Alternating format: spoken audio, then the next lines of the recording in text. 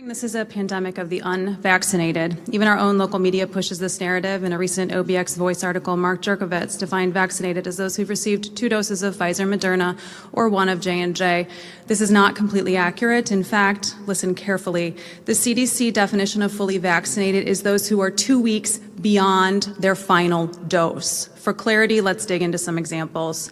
So Jack gets his first Moderna vaccine and dies a week later from an unfortunate adverse reaction. He is classified by health officials as an unvaccinated death. He had 1 dose. Jill gets her second Pfizer vaccine and 13 days later tests positive.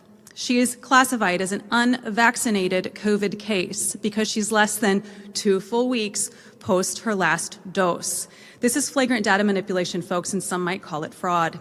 Does it strike you as odd that citizens are being offered free donuts, lottery money, burgers, marijuana, and beer for vaccine compliance across the country in the name of public health?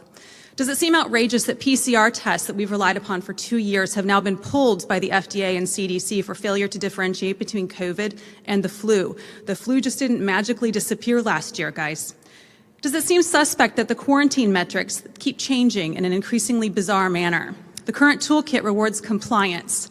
The fully vaxxed and boosted have no quarantine imposed, despite their well-documented ability to both contract and spread virus. And is it not curious to you that the FDA and CDC wish to wait 75 years to publish data related to their vaccine studies? Folks, there's something really truly ugly going on here. And if you still don't understand the bigger plan, please research Agenda 21, the Great Reset, or Rockefeller's Operation Lockstep. This has never been about a virus. Dare County, wake up.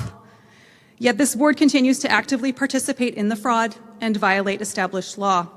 Martin Luther King Jr. once said, "To ignore evil is to become accomplice to it." And folks, you are indeed accomplices at this time.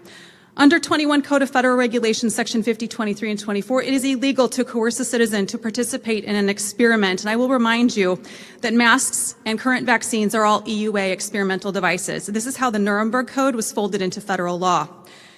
Furthermore, under 18 U.S. Code Section 2331, it is illegal to coerce a population. This is a felony, carries a 99-year prison term. Forced masking to obtain a public education is coercion. The longer this lawlessness continues, the more votes that are recorded on the permanent record, the more emails that are collected, the more affidavits that are compiled, the stronger a class action lawsuit becomes. This board is lawless. It is beyond time that you find courage to stand, courage to lead, courage to follow established law, because ultimately you will be held to account. Thank you for your time this evening. For legal updates, please visit Dare to Share OBX.